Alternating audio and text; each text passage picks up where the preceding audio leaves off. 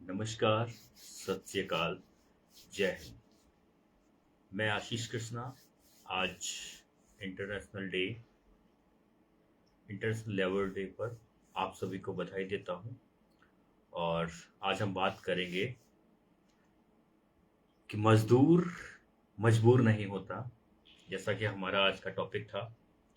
तो सबसे पहले हम शुरुआत करेंगे कि मजदूर दिवस शुरू कैसे हुआ, इसकी शुरुआत कैसे हुई, ये भारत में कैसे शुरू हुआ और विश्व में कहाँ कहाँ पर मजदूर दिवस या श्रमिक कानूनों के लिए क्या क्या प्रावधान हैं, कौन कौन से देशों में बेहतर प्रावधान हैं, कौन से देशों में श्रमिक कानूनों का बहुत तगड़े से हनन होता है, और एक भारत के नागरिक के रूप में हमको क्या क्या सावधानियां बरतनी चाहिए, इस पे ध्यान दें। सबसे पहले हम बात करते हैं कि वर्ल्ड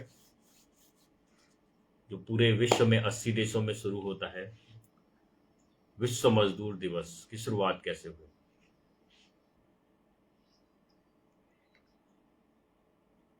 उससे पहले अगर हम बात करें तो मजदूर होता क्या है, और अगर हम बात करें भारत के औद्योगिक विवाद अधिनियम 1947 के अनुसार मजदूर कौन होता है, तो मैं आपको शब्दशः बताता हूं। एक ऐसा व्यक्ति जो मजदूरी या वेतन के बदले किसी उद्योग में शारीरिक, अकुशल, कुशल, तकनीकी, कार्यकारी, क्लर्क या सुपरवाइजर का काम करता है, चाहे काम की शर्तें स्पष्ट हों या अंतर्निहित हों, वह मजदूर कहलाएगा। तो नॉर्मली क्या होता है, इनकम लेवल के हिसाब से हम ये भूल जाते हैं कि जो भी मालिक नहीं है वो मजदूर है, वो श्रमिक है। उसका पे स्केल, उसका लेवल कुछ भी हो, लेकिन वो है श्रमिक ही। तो चाहे वो ब्लू कॉलर जॉब हो, चाहे वो रेड कॉलर जॉब हो, चाहे वो व्हाइट कॉलर जॉब हो, जो भी है वो सारे हैं श्रमिक के अंतर्गत ही। अब हम बात करते हैं ये श्रमिक दिवस मनाया क्यों जाता है। बात है 1 मई 1886 की, जब मजदूर यूएसए के शिकागो के ही सेंटर पर जब धरना दे रहे थे, विद्रोह कर रहे थे इस मुद्दे को लेकर कि उनके काम के घंटों को घटाकर 8 घंटे किया जाए। तो वहां पर उनके विद्रोह पर जब धरना प्रदर्शन पे वो लोग इकट्ठे थे, तो 4 दिनी धरने को हुए थे। 4 मई 1886 को हे मार्केट में एक धमाका होता है, और उस धमाके में जब जांच हुई उस धमाके की, तो कुछ पुख्ता तौर पे निकल के नहीं आया। वो अगर आप जांच पढ़ेंगे तो आपको समझ में आएगा, वहां पर जांच के नाम पर हेरा फेरी की गई है। तो जब वो धमाका हुआ तो अमेरिकी प्रशासन उग्र हो गया, तो वहां की पुलिस ने फायरिंग शुरू की, और उस फायरिंग में 1 दर्जन से अधिक श्रमिक शहीद हो गए। फिर जब ये विद्रोह बढ़ता गया, तो श्रमिकों ने अपने साथियों की हत्या के विरोध में हड़ताल कर दी। सारे कारखाने बंद, और इसके बदले में 7 पुलिसकर्मियों की भी हत्या कर दी गई।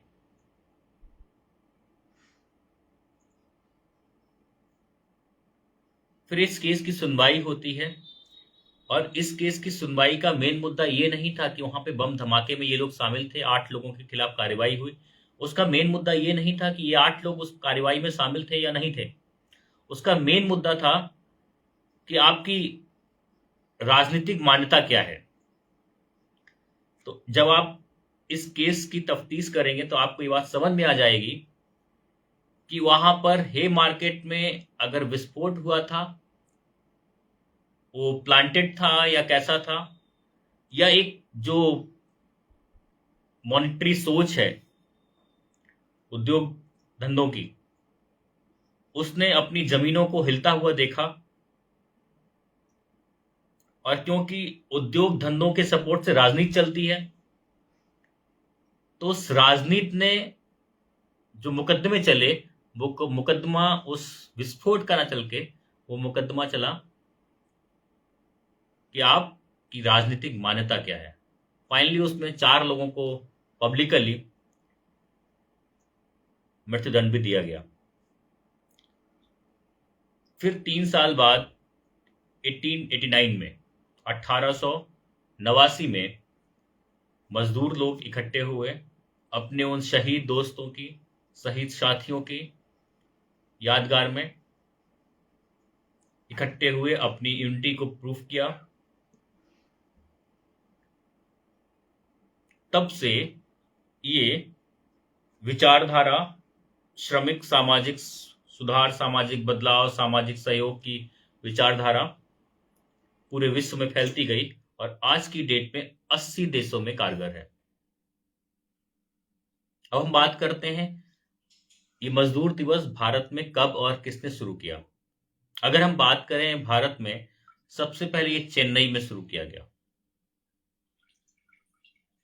आप जानते हैं दक्षिण के इलाके वेल एजुकेटेड हैं आज भी, और चीजों को समझते हैं, उनकी बारीकियों को समझते हैं, उनकी इंपॉर्टेंट को समझते हैं। 1923 में सबसे पहले भारत में मई दिवस के रूप में मनाया गया और इसको शुरू करने वाले थे भारतीय मजदूर किसान पार्टी के नेता कामरेड सिंगरावेलु चेट्टियार, और आज की डेट में ये 80 देशों में मनाया जाता है।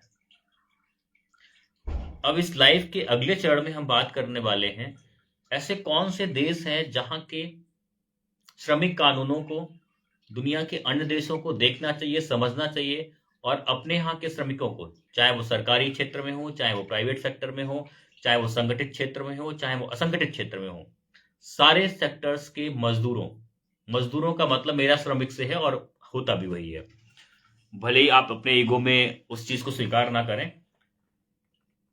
तो किन देशों में ये कानून बहुत बेहतर है और भारत सहित अन्य देशों को भी उन देशों से सीखना चाहिए, समझना चाहिए और अपने श्रमिकों की बेहतर स्थिति के लिए काम करना चाहिए।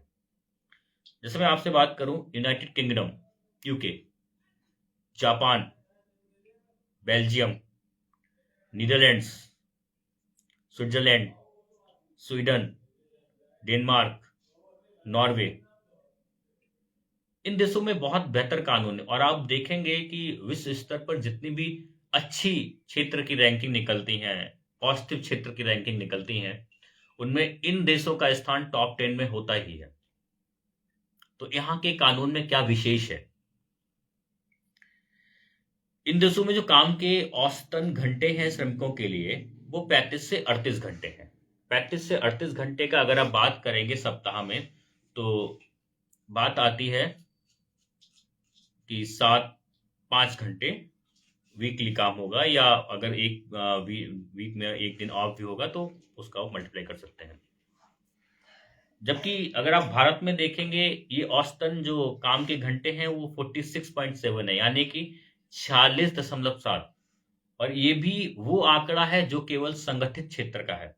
असंगठित क्षेत्र में काम के घंटों का 12 घंटे हैं, 10 घंटे हैं, कोई आकलन नहीं है, कोई सरकारी आंकड़ा नहीं है, कुछ प्राइवेट आंकड़े कुछ रूप से निकल के आते हैं, उनसे कुछ समझ में आता नहीं है। इन देशों में क्या बेहतर है, जैसे फ्रांस है, स्पेन है, पुर्तगाल है, इन देशों में एक कानून है, राइट टू डिस्कनेक्ट। ये राइट टू डिस्कनेक्ट क्या है कि आप अपने काम के घंटों के बाद अपने बॉस का फोन ना उठाने की फ्रीडम है आपके पास। अगर हम इसको भारत के संदर्भ में देखें, चाहे वो संगठित क्षेत्र हो, चाहे वो असंगठित क्षेत्र हो, चाहे वो सरकारी क्षेत्र हो या प्राइवेट क्षेत्र हो, जो बॉसेस हैं, जो अधिकारी हैं, उनका ईगो इतना हाई है कि उनके ईगो में फोन उठना चाहिए आपका, उसका रेस्पॉन्स होना चाहिए, भले ही उसमें तत्व कुछ भी ना हो। अगर हम बात करें ऑस्ट्रिया की, ऑस्ट्रिया में हर कर्मचारी को साल में कम से कम 5 हफ्ते, 5 हफ्ते का मतलब हो गया 35 डेज की छुट्टी मिलती है, पेड। यानी कि वो अपना टूरिंग, ट्रैवलिंग, फैमिली के साथ अपना पर्सनल टास्क जो भी करना चाहे वो 35 दिन उसको पेड मिलते हैं, वो कर सकता है। जैसे बेल्जियम है, बेल्जियम में एक स्पेशल मतलब मुझे देखने पर आया कि टाइम क्रेडिट का सिस्टम है, और इस टाइम क्रेडिट के सिस्टम के तहत एक कोई भी एम्प्लॉय है, कोई भी श्रमिक है, वो 1 साल तक पेड ब्रेक ले सकता है। मतलब 1 साल वो अगर छुट्टी पे जाएगा तो उसको सैलरी उसको मिलेगी।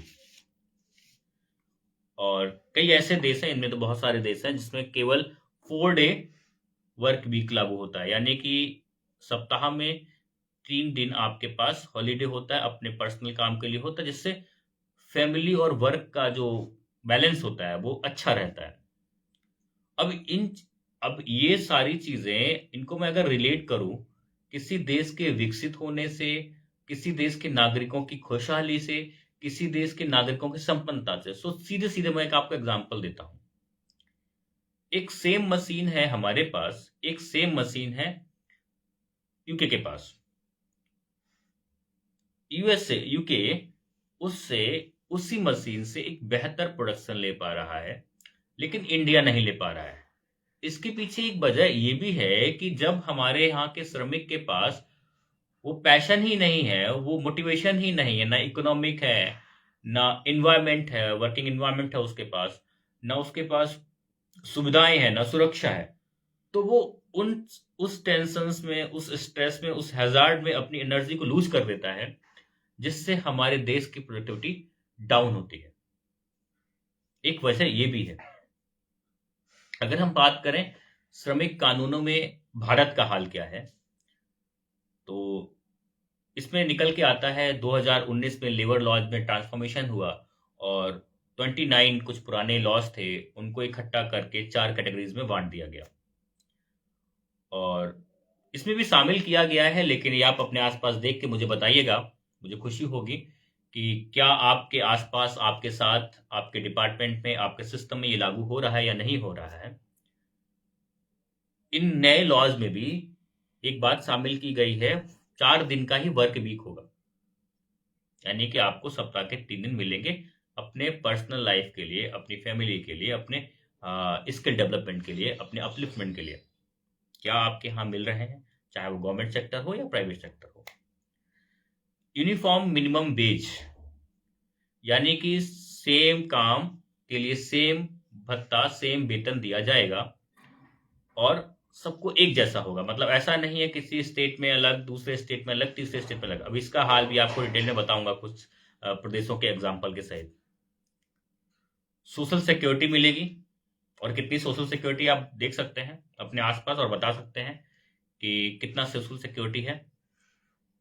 बेहतर वर्किंग कंडीशंस होंगी, एटलीस्ट कम से कम वॉशरूम्स की व्यवस्था होगी। अभी कोरोना के वक्त में कितने और जनधन खातों के खुलते वक्त कितनी समस्याएं निकल के आई बैंकों में। शौचालय उपलब्ध नहीं है बैंकों में, पंखे उपलब्ध नहीं है, पुरानी खटारा बिल्डिंग में बैंक लगी हुई है और ऑफिस लगे हुए हैं, गवर्नमेंट ऑफिस, प्राइवेट ऑफिस ऐसी बिल्डिंग में लगे हुए हैं। तो ये व्यवस्थाएं शामिल होंगी, तो आप ये अपने आसपास जांच परख के बताएंगे तो मुझे खुशी होगी।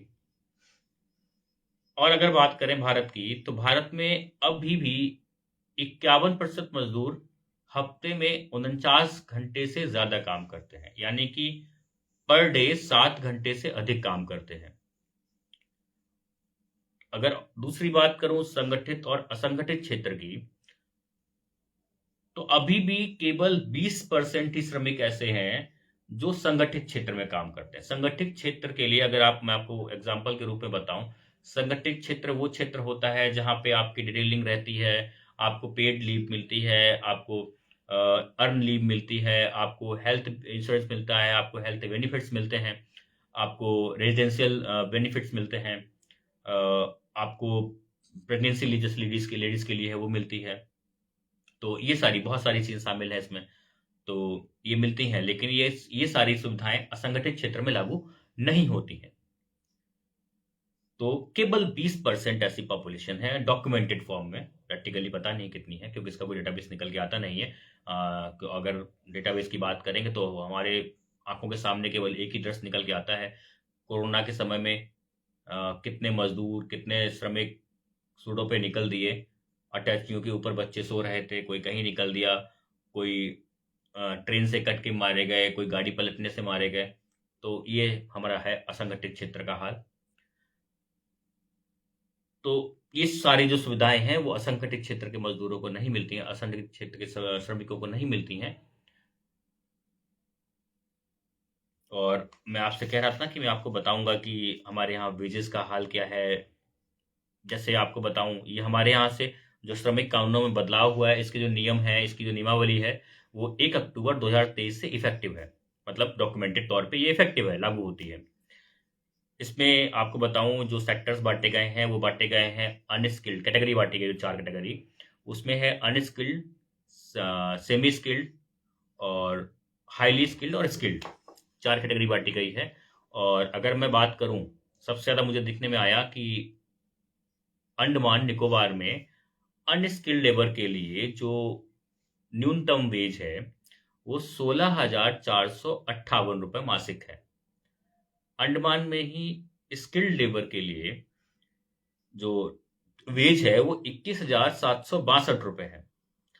और अंडमान निकोबार में ही जो हाईली स्किल्ड लेबर है उसके लिए जो मिनिमम वेज है वो 23,920 रुपये मासिक है।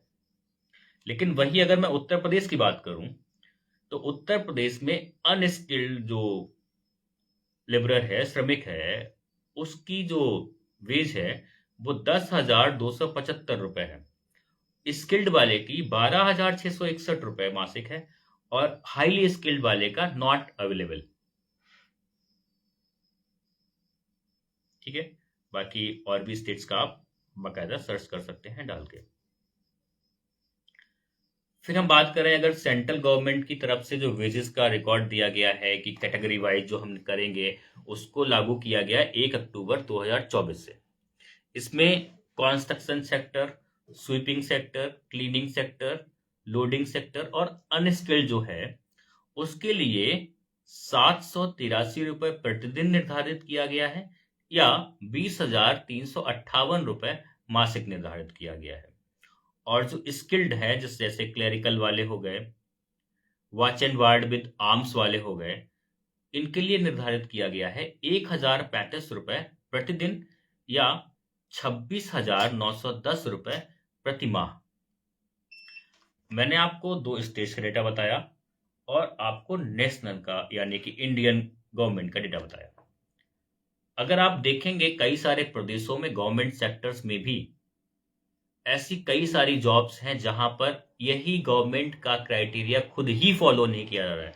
जैसे आप बात करें उत्तर प्रदेश में शिक्षा मित्रों के लिए और अन्वेषकों के लिए, ये क्राइटेरिया खुद ही फॉलो नहीं किया जा रहा है। तो ये सरकारों का नियम बनाया हुआ है, सरकारों पे खुद ही लागू नहीं हो रहा है। अगर मैं बात करूं 2011 की जनगणना के आधार पर जो कुल प्रवासी मजदूरों का आंकड़ा था वो था 45.36 करोड़ रुपए, यानी कि कुल आबादी का 37%, 37%। अब ये आंकड़ा है, इसमें से होता क्या है, कितने लोगों के साथ क्या होता है और उसका क्या होता है। इसमें अगर आप देखेंगे, इंटरनेशनल लेबर ऑर्गेनाइजेशन का डेटाबेस है विश्व स्तर पर, क्या कहता है, प्रतिवर्ष 125 मिलियन, आप 10 लाख का गुणा कर दीजिएगा, 125 मिलियन से अधिक श्रमिक व्यावसायिक दुर्घटनाओं यानी कि जो फैक्ट्रीज में काम कर रहे हैं या कहीं काम कर रहे हैं उनमें किसी न किसी दुर्घटना में या तो मारे जाते हैं या स्थिर बीमारी के शिकार होते हैं, जैसे परमानेंटली हैंडीकैप्ड हो गए। उसमें से 2,20,000 श्रमिकों की मौत हो जाती है प्रतिवर्ष। अगर हम बात करें भारत के आंकड़ों की, तो हमारे पास लेटेस्ट 2017 के आंकड़े उपलब्ध हैं, जिसके अनुसार भारत में प्रतिवर्ष 48,000 लोगों की मौत होती है। केवल उनमें से जो जितने भी श्रमिक हैं उसमें से केवल 20% लोगों के पास स्वास्थ्य और सुरक्षा का कानूनी ढांचा उनको मिला हुआ कि हाँ उनको ये चीज़ मिलेगी। अगर वो है उनके साथ हेल्थ का कोई इशू होता है तो उनको ये सुविधाएं मिलेंगी, या उनकी डेथ होती है तो ये सुविधा मिलेगी उनको या उनकी फैमिली को। और भारत का 90% से अधिक जो श्रमिक वर्ग है वो असंगठित क्षेत्र में है, जो आपने और हमने कोरोना के टाइम में सड़कों पर हुजूम के रूप में चलते हुए देखा है। और वो चलने वाले लोग वही लोग थे जिन्होंने खेती करके गांव में हल चला के, गांव में जुताई करके, खेती उगा के शहरों को पहुंचाया। और शहरों के वही मजदूर थे जिन्होंने शहरों के लोगों के घर बनाए बड़े बड़े। शहर के वही लोग थे जिन्होंने बड़ी बड़ी फैक्ट्रियों में बड़े बड़े हवाई जहाज बनाए, लेकिन वो सड़कों के हो गए। तो मुझे दिनकर जी की कुछ पंक्तियां याद आती हैं। ईंट पत्थर रेत सीमेंट से सपनों का महल बनाते हैं, खुद छांव को तरसते हैं, लेकिन दूसरों को घर दिलाते हैं।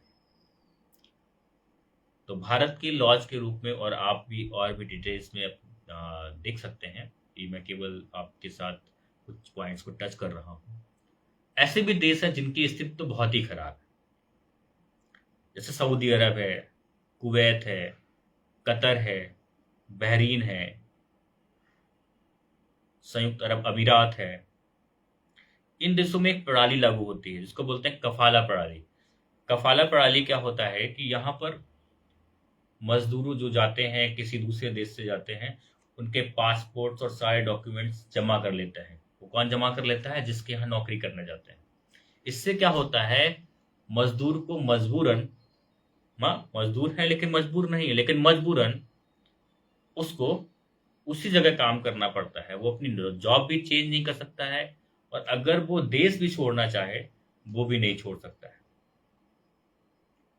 ऐसे बहुत सारे भारत के युवा भी हैं जो इन देशों में जाते हैं जॉब ढूंढने के लिए, तो उनको भी ये चीज फेस करनी पड़ती होगी।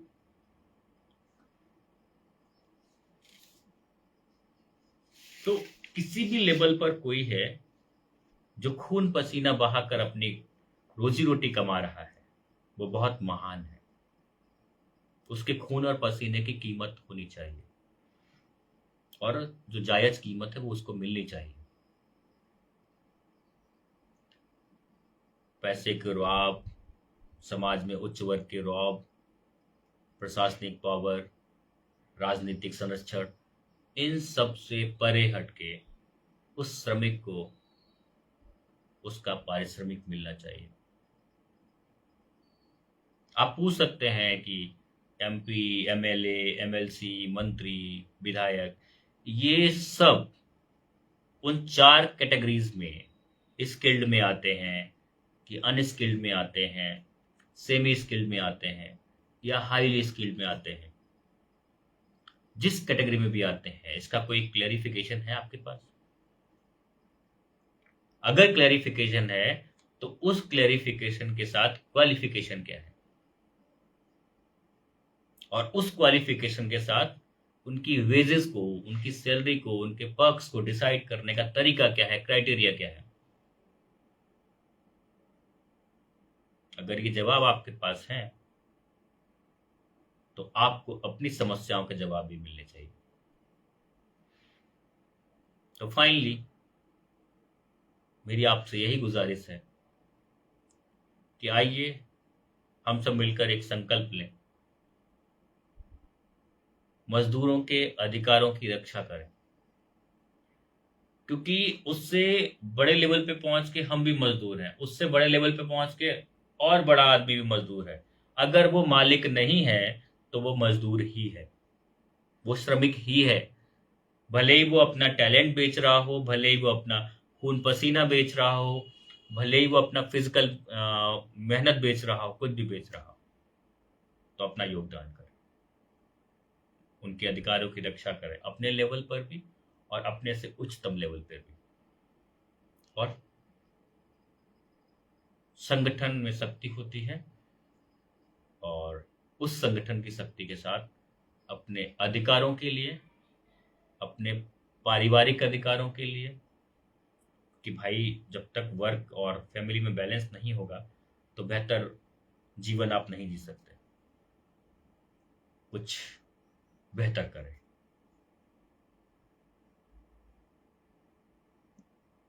और बताएं कमेंट बॉक्स में कि आपके क्षेत्र में श्रमिक कानूनों का, आपके डिपार्टमेंट में श्रमिक कानूनों का कितना पालन हो रहा है। जय हिंद, जय भारत।